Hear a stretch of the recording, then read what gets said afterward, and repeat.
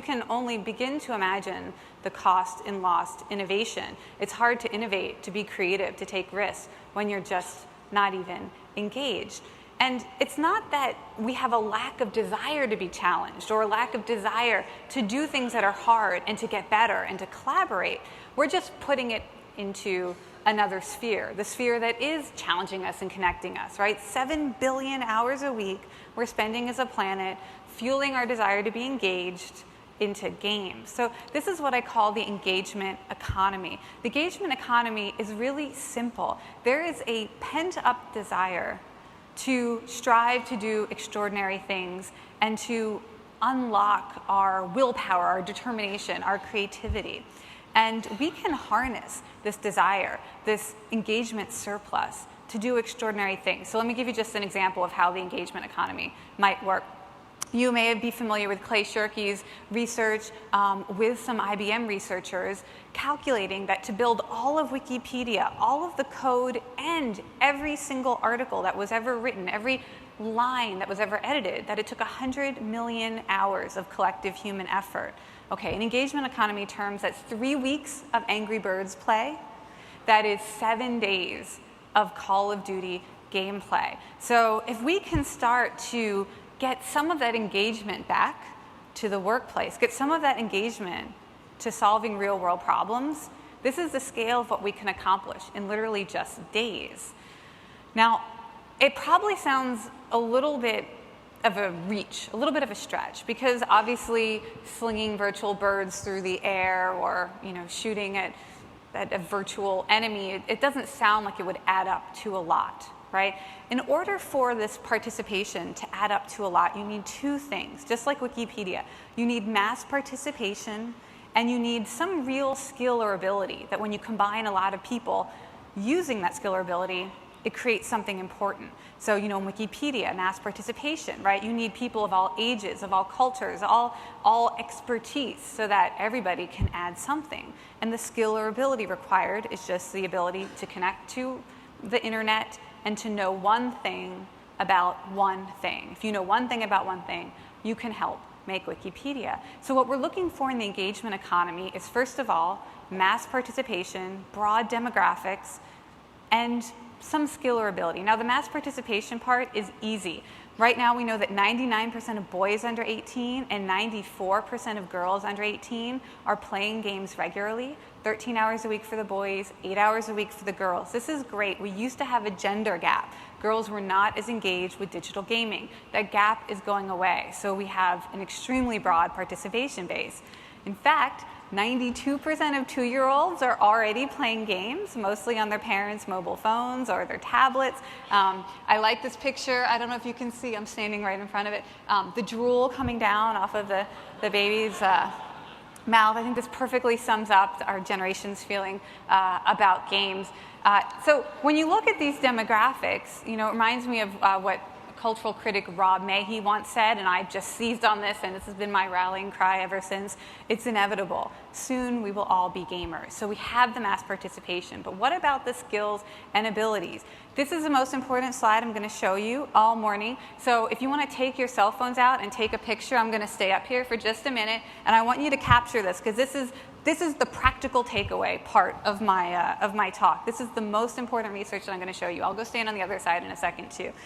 This is the skill that gamers are building up that is allowing them to do extraordinary things. The ability to provoke for themselves these 10 positive emotions anytime, any place. I'll walk over here in case you need a better angle from that direction. Okay, this is from years of research looking into what gamers say they feel when they play their favorite game. So let's do the whole list. Number 10, joy. Number 9, relief, usually from feelings of anger, frustration. Number 8 is love. You feel connected to other people. You feel sort of intense social experience. Number 7 is surprise. Number 6 is pride. You're getting better at something. You're accomplishing something. Number 5 is curiosity. You want to know what's going to happen next. You want to know what the solution is. You want to know who's going to win. Number 4 is excitement, right? You get the adrenaline going. Number 3 is awe and wonder. You feel inspired by a heroic narrative, or you feel connected to a community that is bigger than yourself. Number 2 is contentment. You're happy to be spending your time that way. You wouldn't rather be doing anything else. And the number 1 feeling that gamers say get provoked when they play their favorite games is creativity. The sense that you can try something new, that you can take a risk, you can experiment, you can really learn from these experiments and maybe discover something that you'd never thought before, maybe something that no one's ever thought before. Now, these positive emotions have a tremendous impact on how we solve problems. And this is why I say that these positive emotions are a skill. And by the way, research has shown that gamers can provoke these positive emotions just by playing games, even in extraordinarily stressful or negative circumstances. Children going in for surgery can alleviate their anxiety and pain and feel these positive emotions. Adults going through extremely traumatic divorces can cultivate these. Soldiers serving actively in the theater of war can overcome their sense of stress by playing these games. So we can get these positive emotions anytime, any place. And I want to show you some of the scientific research on the impact that these positive emotions have on how we solve problems. And I want you to be able to look up the science and see it for yourselves. So I want you to remember this phrase, show me the science. If you go and look it up online later, or just go to showmethescience.com, I've put about 100 of the studies, the full scientific articles. If you want to read them and dig in and see it for yourself, you can. Now I know you'll remember show me the science better if you say it out loud. So on the count of 3, I just want everyone to shout back at me, show me the science, like show me the money, okay? 1, 2, 3. Show me the science. Okay, I'll show you some science. So first bit of science, kids who play more video games test as more creative on the Torrance test of creativity. You might know this test. It involves storytelling and drawing pictures. 512-year-olds have been tested to perform 30% better on these tests if they're spending more than the average amount of time playing video games. And this was true even if they were playing primarily violent or scary video games. And the researchers put that in, and they really called attention to it because that's a question that parents have a lot of the time. Now, I think this is interesting because if you look at that list of top 10 positive emotions, we know that the number 1 emotion that gamers say they feel is feeling more creative. Now we're starting to see some research to suggest that it's not just a feeling of creativity, but it's actually a skill that gamers are building up. We also know from the research that gamers spend, on average, 80% of the time failing when they play their favorite games. Now, this is extraordinary. In real life, we do not do things that we fail at 80% of the time. We usually give up after, maybe we're batting at 30% failure, 40% failure. We don't allow ourselves that much time to be bad and get better. But gamers are willing to hang in there even when they're not succeeding and to keep trying until they get to that final 20% success. Now, Nature Journal, the neuroscience arm of Nature, did a roundup of some neuroscience research on games. So here are just a few quick headlines from it. The first is that ADHD symptoms seem to disappear almost entirely for many people when they're playing their favorite games. Not only are they able to be more focused and attentive while they're playing, but they're able to set longer-term goals and actually have real follow-through with these goals, even if it takes hours, days, or in some cases, depending on what you're building in Minecraft, maybe weeks to finish and achieve your goal. And this is extraordinary. People who have been diagnosed with a disability, the disability goes away completely in a video game setting. The research also shows that social gamers are more likely to help others if they've played a cooperative game together. So if you have to do a co-op mission in Farmville or you're playing Plants vs. Zombies together, whoever you're playing with, you are likely to be more responsive to a request from them for help in real life, or you're more likely to reach out to them for help. And when we're facing tough problems, tough challenges, the ability to reach out for help or be drawn into cooperation is really important. Gamers with autism show increased social intelligence when they spend a lot of time playing multiplayer games. Specifically, they're better able to communicate their intentions and their motivations and to understand what the people that they're playing with are trying to achieve, what their motivations are, what their intentions are. So this kind of social awareness of others' motivations is really lifted up by playing multiplayer games, and not just for individuals with autism, but for all of us. The last bit of research, I'm a fan of this one, I'm excited by it. In recent clinical trials, several clinical trials, casual games have been outperforming pharmaceuticals for the treatment of anxiety and depression. It just took 30 minutes a day of playing these online casual games to have lasting impact on the player's perceived mood and how happy they reported being with their life. Now, when you look at all this research, what it adds up to is that games make us resilient. They help us be emotionally resilient, mentally resilient because we're more focused and attentive. And they help us be socially resilient, more likely to reach out to others for help.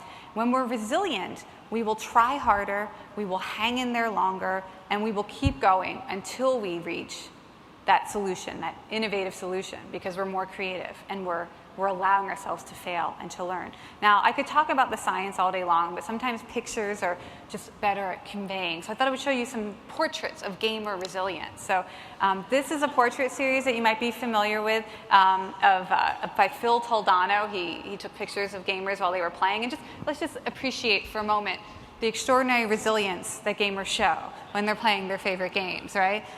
This sort of fierce determination, grit and perseverance. Sometimes it just looks like this blissed out focus, right? We call that the flow state. Now this, I'll admit, he doesn't look like it's going too well for him. You might be worried about him if you didn't know he was playing a game with the dilated pupils and the nostrils are flared. But what's good when you're willing to fail 80% of the time and you have these positive emotions going, then you're likely to hang in there. And I like to think of this as maybe the before picture, and eventually he'll get to a face like this, right? The after picture, the kind of epic win face where you amaze yourself with what you're able to accomplish. Looking at all these faces, it really delivers home this idea that the opposite of play isn't work, it's depression. Right? When we're depressed, we don't have energy, we don't feel like engaging, we don't feel like trying, we feel pessimistic about our own abilities. But when we're in a state of play, it brings out in us our optimism, it brings out our energy levels. And now what's interesting is the field of neuroscience is starting to show us exactly how play is the opposite of depression at the level of the brain. So I wanted to show you, this is fMRI footage of a gamer playing a game that was taken at Stanford University, and they wanted to see what areas of the brain were being lit up by gameplay. And so this is what it looks like. This is your brain on games. In case you are curious, this is what it looks like. So enjoy. Now, they did a comparison of people playing a game versus people just watching someone else play a game. So notice the two conditions: active side playing a game, passive side just watching a game. So if you want another practical takeaway, if you're trying to sort of get into the field of gamification or you want to benefit from the power of games, don't just sit and watch someone else play the game. You have to play it yourself to get the activation. And by the way, this is like the best evidence I've seen against the idea that games will turn you into a brain dead zombie, because look at the gameplay side versus the not playing side. Pretty obvious. Now what they found is that there were two regions of the brain that are really lit up during active gameplay. One is the caudate and thalamus, which you are more familiar with as the motivation center of the brain, the reward center. For those of you who've been looking at gamification, this is where all of the attention and focus has really been. How do we motivate people? How do we reward people? But the other part of the brain that's getting lit up in traditional computer games and video games is the hippocampus, which is the region that lights up when we are acquiring a new skill or when we are learning something and we're trying to commit a new habit or behavior or state of mind to our long-term memory. The more the hippocampus is lit up, the more likely we are to recall information in the future, or the more likely we are to repeat an experience or to continue with a new habit. Now, this is something gamification hasn't been looking at a lot. The hippocampus is really important because if you get this part activated, you don't have to keep rewarding the player in the future. In fact, this research was of a game where they had individuals play the game for just 3 hours, and 6 months later, their behavior was changed. The more the hippocampus was lit up, the more likely they were to keep up the behavior 6 months later. How do you get the hippocampus to light up? You have to teach them something new. You have to empower them to feel creative, to feel like they are acquiring a skill or going for a goal that they've never tried to go for before. That's when we engage our hippocampus. So I want to just talk to you about this idea of really super empowering our players, not just motivating and rewarding them, but getting those 10 positive emotions going so that we can get the hippocampus going as well. We have to design new and extremely interesting challenges for them. So I'll just show you 3 of my favorite games that I think have gotten both of these centers of the brain going. And let's frame it in terms of superpowers, because I'm a gamer, so I like superpowers. Okay, so what can these super empowered, hopeful individuals do? They can summon crowds out of thin air. So Excuse me, Farmville, IBM Notes needs your attention. You may remember in the heyday of this game, you were getting constant requests from your friends on Facebook to help them with their farm. Will you come fertilize my crops? Will you come feed my chickens? Well, this project was inspired by that. They wanted to know if they could get people to spend the same amount of time tending each other's gardens and farms in the real world. So they created Ground Crew. They called it Mission Control for your community garden. You'd sign up, your mobile phone knows where you are, you're walking down the street, and suddenly you get the same kind of message, will you water my crops? Will you feed my chickens? But because you're in the real world, it's real chickens, or it's real crops, it's a community garden, or it's an urban farm, and you can actually level up in this virtual community by doing exactly the same things you do in the online game, but in the real world. Now, they were able, with their testing participating gardens and farms, to get as much as 100 times increase in volunteer participation. So a garden that went from a sign-up sheet of 4 people willing to help take care of the garden now had in their community more than 400 people willing to take part, so walk down the street and do a game mission on their way home. So pretty cool impact. Now, what else can these super empowered, hopeful individuals do? Well, sometimes they can see all and know all. Now, this project was inspired by one of my all-time favorite game IPs, Tron. Now, Tron, you can go into the network and you can fight the bad guys. What if you could go into the network and fight the bad guys in real life? If you're in IT security, this could be kind of cool. So you may have seen these headlines recently, the real Tron, IT security as a shoot 'em up. This is actually happening through a group at MIT, the Lincoln Lab. They are interested in how you improve network situational awareness.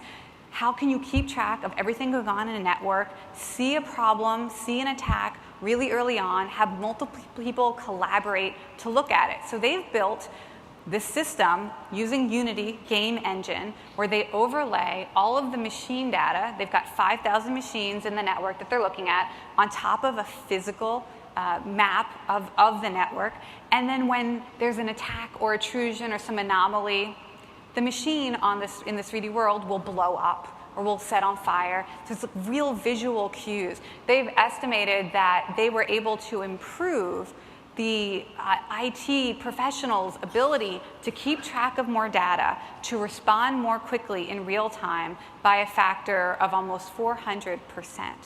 So you should go online and search for the real Tron IT security if you want to read this paper. It's pretty amazing. So I like the idea that in the future we'll all be in Tron. Now, the last project was one I did, trying to give people the ability to predict the future. This was a project called World Without Oil. Now, I've talked about this game a lot, but I don't always explain what our real inspiration was behind this. We wanted to get some information about what might happen in a peak oil scenario. What would happen if the global demand for oil outstripped our ability to supply it? But I was really inspired by things like SimCity or Civilization, but I wanted to do the reverse. People are always asking me, can you build a simulation of X and we can let gamers play it and we'll see what they come up with? But the problem with these top-down simulations is that all you do is find out what would happen if your model of reality was true, right? If you raise taxes, your citizens will be unhappy. If you put water here, the property value will go up there. It's entirely based on your assumptions about how reality works. So we wanted to build an inverse simulator where instead of us setting the algorithms for the simulation, we would ask our players to tell us what would happen if someone did this. So we created this alternate reality dashboard where we gave you information about the availability of gas and prices and sort of what was going on in different industries.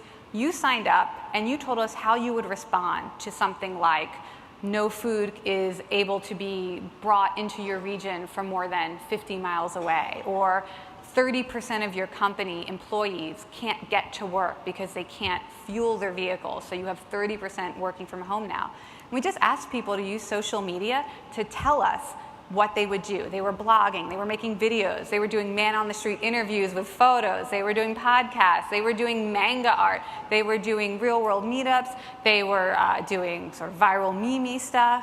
At the end of the day, we collected an enormous amount of intelligence, and it became this inverse simulation where they told us. Now, a year later, the real-world gas prices hit where we had set the parameters for our game, and we were able to see how accurate their algorithms were. And I encourage you to go online and search for World Without Oil Lives, and you'll see we blogged about all of the amazing predictions that our players were able to make that beat the expert predictions. And this one, I think, is really an interesting example for all of you, because it shows that you can really do amazing data collection and the sort of insights from social communities where you don't have to be analyzing real data. You can just get people involved in this sort of imagining the future, and their predictions for their own lives or for their own companies will add up to an amazing ability to see the future. So this is the big idea that I want you to take away. When you're designing to make work more like a game, it's these 10 emotions that get generated when we try something that's hard for us, when we try to be more creative and solve a problem. These are the emotions that are driving the engagement economy, and if you can get these 10 emotions in people, then you can get them to do anything. Thank you very much, and come to my book signing, which is right after this session.